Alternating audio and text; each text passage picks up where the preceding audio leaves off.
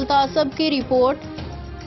سی پی او سید خالد ہمدانی کی ہدایت پہ راولپنڈی پولیس کی منشیات فروشوں کے خلاف بھرپور کارروائیاں جاری، 8 ملزمان گرفتار، 7 کلو سے زائد چرس برآمد۔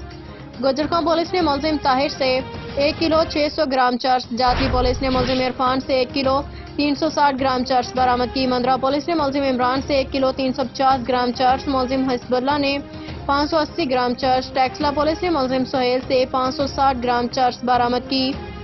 ایئرپورٹ پولیس نے ملزم خالد سے 590 گرام چرس، کلر سعیدہ پولیس نے ملزم صفدر سے 550 گرام چرس، ملزم زین سے 535 گرام چرس برآمد کی۔ ملزمان کو ٹھوس شواہد کے ساتھ چالان عدالت کر کے قرار واقعی سزا دلوائی جائے گی۔ منشیات کے ناسور کے خاتمے کے لیے منشیات سپلائرز کے خلاف بھرپور کریک ڈاؤن جاری ہے۔